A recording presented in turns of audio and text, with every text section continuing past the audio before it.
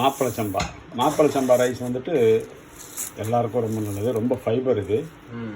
சின்ன வயசில் வந்து குழந்தைங்களுக்குலாம் கொடுப்பாங்க. எதுக்குன்னு பார்த்தோம்னா அவங்களுக்கு வந்து ஊட்டச்சத்து, ரெண்டாவது வந்து கொஞ்சம் அவங்களுக்கு உடம்புலாம் சதெல்லாம் போடும் அப்படின்றதுக்காக சின்ன வயசுலேருந்தே அதை கொடுக்குறாங்க. இப்போ வந்து யாரும் விளைய வைக்கிறது இல்லை. அப்படியே விளைய வச்சாலும் அவங்க ஃபேமிலிக்குள்ளேயே கொடுத்துக்கிறாங்க, வெளியில் கொடுக்கறதில்ல. இது ரொம்ப இம்பார்ட்டண்டான அரிசி அப்படின்றதுனால. ஸோ ஃபைட் டயபெட்டிக் ஆல்சோ, டயபெட்டிக்கும் இது ரொம்ப நல்லதுன்னு சொல்கிறாங்க. அதனால் எல்லோரும் ட்ரை பண்ணுங்கள். இப்போ நான் இது வந்து ஒரு புட்டுக்காக எடுத்திருக்கேன். புட்டுக்கு வந்து நம்ம ஒரு 6 hours ஊற வைக்கணும். ஊற வச்சுட்டு மிக்சியில் அரைச்சிட்டு அதை ரெடி பண்ணிவிட்டு அது எப்படின்றத பார்ப்போம். மோர் தென் 6 hours, அதாவது ஆல்மோஸ்ட் 6 to 7 hours ஊற வச்சுட்டு இந்த அரிசியை வந்து நம்ம வந்து வடித்து வச்சுருக்கேன். இப்போ வடிச்சுன்னா தண்ணியை மட்டும் வடித்து வச்சுருக்கேன், இன்னும் பாயில் பண்ணல. இந்த தண்ணியை வடித்து வச்சுருக்கோம் இல்லையா, இதை வந்து நம்ம ஆற போடணும். ஒரு துணியில் போட்டு ஆற போடுவோம். இப்போ வந்துட்டு ஒரு வெள்ளை துணி டவல் மாதிரி வச்சு அதில் போட்டு ஆற வச்சுருக்கோம். ஆமாம், மாப்பிளை சம்பா. இதை வந்துட்டு நல்லா ஆறட்டும். ஆறி வந்ததுக்கப்புறம் நம்ம அரைச்சிட்டு என்ன பண்ணுறதுன்னு பண்ணுவோம். அந்த காலத்தெல்லாம் ஒல்லியாக இருக்க பசங்களுக்கெல்லாம் வந்துட்டு கொடுப்பாங்க. கொஞ்சம் ஸ்ட்ரென்த் அதிகமாக இருக்கும், நல்லா வலு வரும் அப்படின்ட்டு, கொஞ்சம் சதையும் போடும், அழகாகவும் இருப்பாங்க. இப்போல்லாம் யார் இதெல்லாம் செய்கிறாங்க? என் ஒய்ஃப் நல்லா செய்வாங்க. ஆமாம், அவங்க வந்து என் பசங்களுக்கெல்லாம் கொடுப்பாங்க. பசங்களாம் ரொம்ப விரும்பி சாப்பிடுவாங்க இந்த புட்டு. ஆமாம், பார்க்குறதுக்கு சகப்பரிசி மாதிரியே தான் இருக்கும், புட்டரிசி மாதிரியே. ஆனால் பட் இது மாப்பிளை சம்பா பரவாயில்லைங்க. நல்லா காஞ்சிருச்சு, உலர்ந்து வந்தது இல்லையா, நல்லா கொஞ்சம் ஓரளவுக்கு நல்லா தான் இருக்குது. இன்னும் கொஞ்சம் கூட நம்ம உலர விடலாம், இருந்தாலும் பரவாயில்ல. இப்போ வந்து நம்ம மிக்சியில் போட்டு அரைச்சிடலாம். சரிங்களா? ஆமாம், மிக்சியில் போட்டு அரைச்சிடலாம்.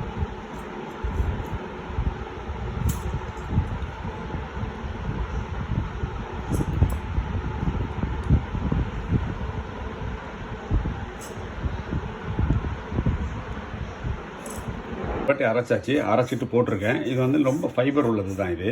பாருங்களேன், நம்ம எவ்வளோ அரைச்சாலும் குறன்னு தான் இருக்குது. வறுத்துக்கலாம்.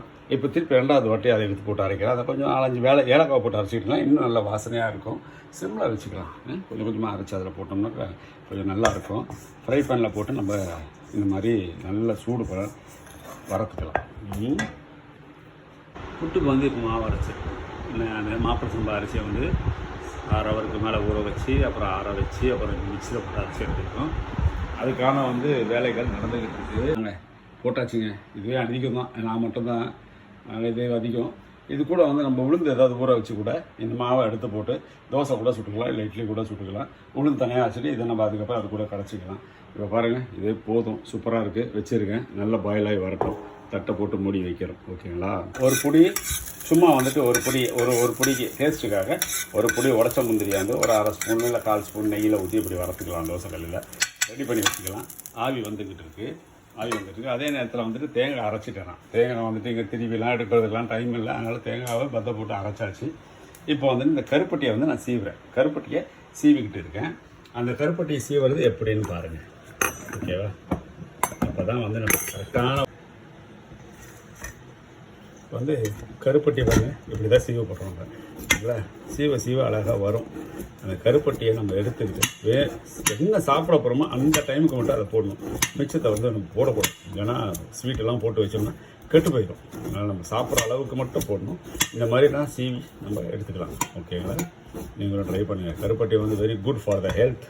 பனை வெள்ளத்தில் செய்கிற பனை மரத்துலேருந்து இறங்குற எல்லாமே குட். நுங்கு, பனைப்பழம், பதநீர், கருப்பட்டி, பனக்கிழங்கு எல்லாமே வந்துட்டு சூப்பரான மருத்துவ குணம் உள்ளது. கால் வலிக்கு, கை வலிக்கு, எல்லா வலிக்கும். பனக்கற்கண்டெல்லாம் பார்த்தீங்கன்னா தொண்டையில் சளி இருக்குது, நெஞ்சில் சளி கட்டியிருக்குனாக்கா பாலில் போட்டோ இல்லை மஞ்சள் போட்டோ இல்லை வெறுமனாவோ கூட கொடுப்பாங்க.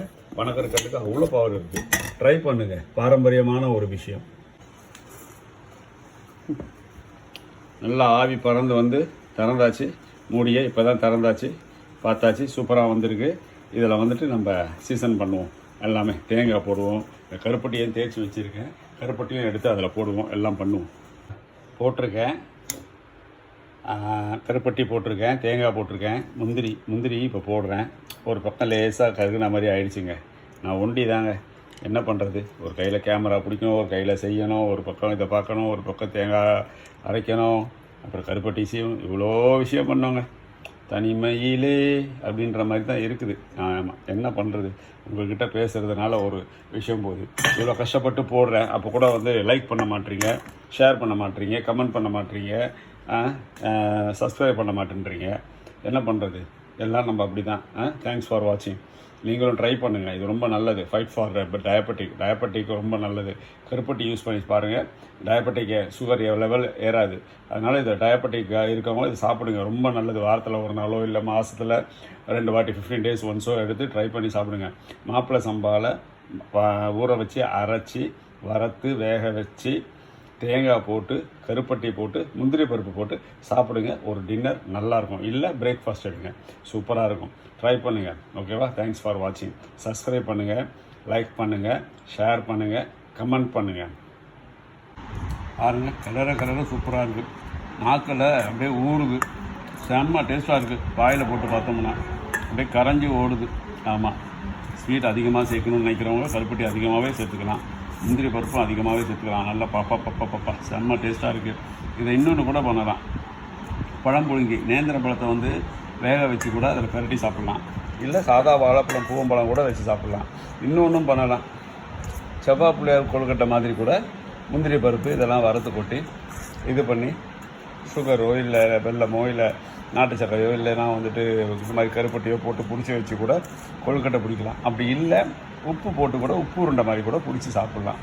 வெங்காயத்தை கொஞ்சம் பச்சை மிளகாலாம் வெட்டி போட்டு தாளித்து கடுகு உளுத்தம்பருப்பு போட்டு தாளித்து அதில் இன்னும் கொஞ்சம் பொடிசாக நம்ம முந்திரி பருப்பை இது பண்ணி போட்டு சாப்பிட்லாம்.